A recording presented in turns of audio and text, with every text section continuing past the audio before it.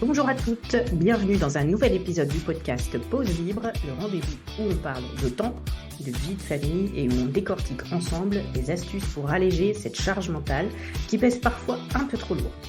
Ce podcast, c'est ton espace pour prendre du recul, trouver l'inspiration et surtout décider de ta vie, de ton temps.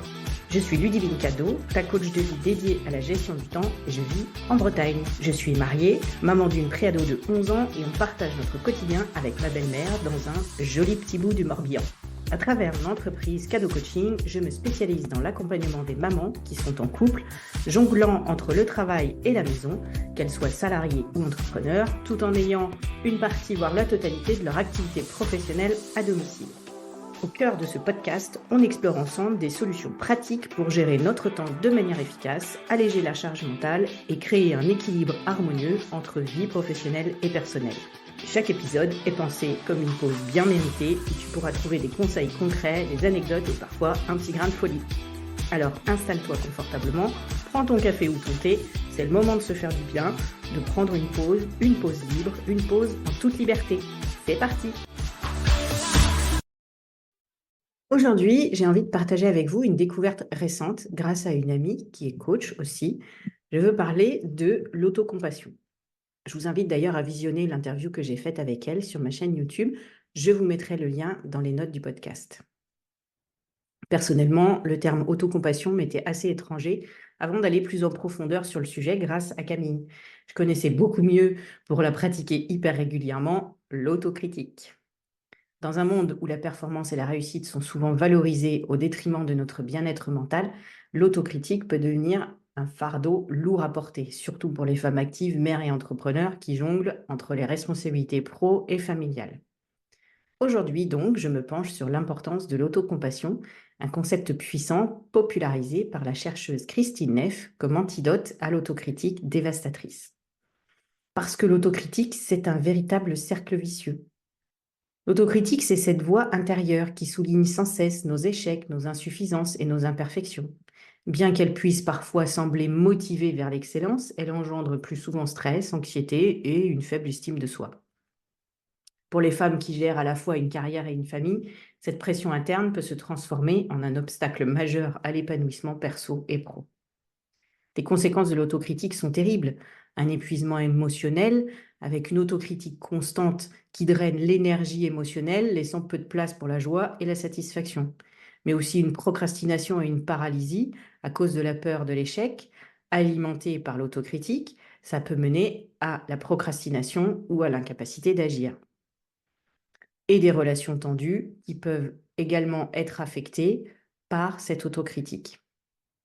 C'est donc pour faire face à celle-ci que l'autocompassion existe. Voilà enfin un remède bienveillant.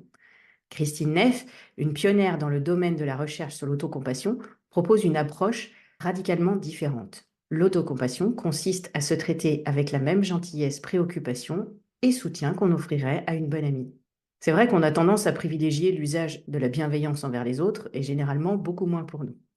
Il existe donc 3 composantes clés de l'autocompassion selon Christine Neff. La première, c'est la bienveillance envers soi. Remplacer l'autocritique par un dialogue intérieur, bienveillant et encourageant. La deuxième, c'est l'humanité commune. C'est reconnaître que l'imperfection et l'échec font partie de l'expérience humaine commune. Et la troisième, c'est la pleine conscience. Observer nos pensées et émotions négatives sans les juger, permettant ainsi de ne pas s'identifier entièrement à elles. Pour cultiver l'autocompassion, il est essentiel de mettre en œuvre des stratégies pratiques qui peuvent transformer notre dialogue intérieur et notre rapport à nous-mêmes. Je vais vous proposer des méthodes détaillées, inspirées par les travaux de Christine Neff et adaptées à notre quotidien. La première, c'est la pratique de la méditation de l'autocompassion. Celle-ci est une pratique puissante qui aide à développer une attitude bienveillante envers soi-même. Commencez par vous asseoir dans un endroit calme et concentrez-vous sur votre respiration. Lorsque vous vous sentez centré, commencez à répéter les phrases de bienveillance envers vous-même, telles que « je m'accorde de la gentillesse »,« je suis digne de compassion ». Il est humain de ressentir cela.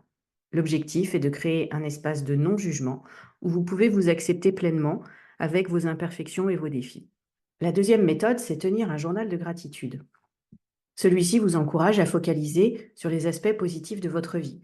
Chaque jour, prenez quelques minutes pour noter 3 choses pour lesquelles vous êtes reconnaissante. Ces éléments peuvent être aussi simples que le sourire d'un enfant ou une tâche accomplie au travail.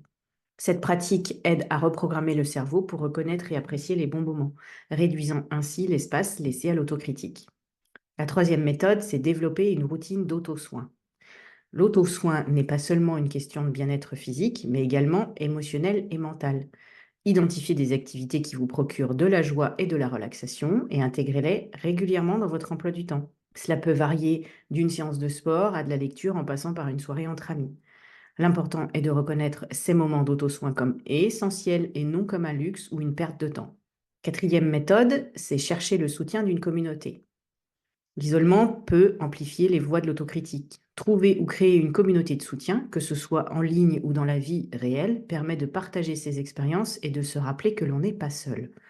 Entendre les histoires des autres peut aussi mettre nos propres luttes en perspective et offrir des stratégies d'adaptation que nous n'aurions pas envisagées.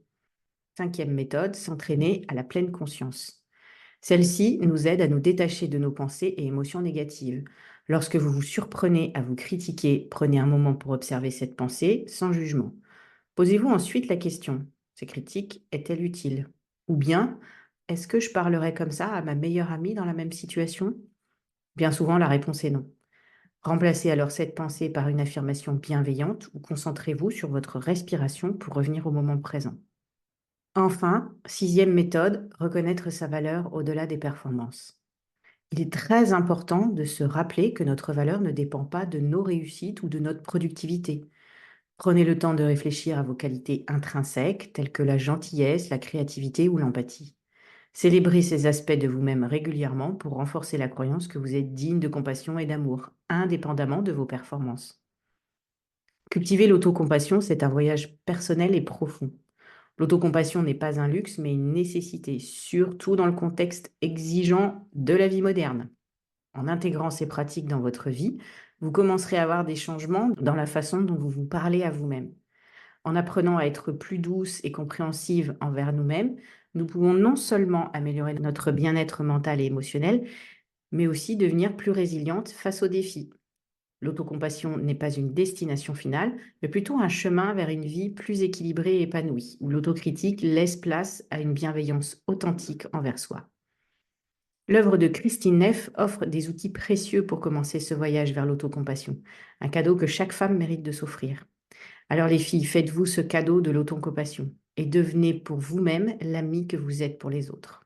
Voilà, c'est déjà la fin de cet épisode du podcast Pause Libre. J'espère que tu as pris autant de plaisir à écouter que j'en ai eu à partager ces moments avec toi. Si tu as aimé ce que tu as entendu, n'hésite pas à t'abonner pour ne rien manquer des prochains épisodes. C'est simple, rapide et ça te permettra de rester connecté à cette communauté où on prend soin de soi et de sa vie quotidienne. Et bien sûr, si tu as trouvé des pépites d'inspiration dans cet épisode, partage-les avec tes amis, tes collègues ou toute femme qui pourrait en bénéficier. J'attends aussi tes commentaires avec impatience. Que penses-tu de cet épisode? Quelles sont tes astuces pour alléger ta charge mentale? Dis-le-moi dans les commentaires sur Instagram ou sur LinkedIn. Les liens sont dans le descriptif de l'épisode. Ta voix compte et surtout, tu n'es pas seul. Alors voilà, c'est l'heure de se dire au revoir pour aujourd'hui. Prends soin de toi, de ta famille et de tes projets. Je te souhaite le meilleur, de la sérénité et plein de réussite dans tout ce que tu entreprends. On se retrouve très bientôt pour un nouvel épisode du podcast Pause Libre. D'ici là, n'oublie pas de t'abonner, partager et commenter et surtout de t'accorder le temps dont tu as besoin. À bientôt!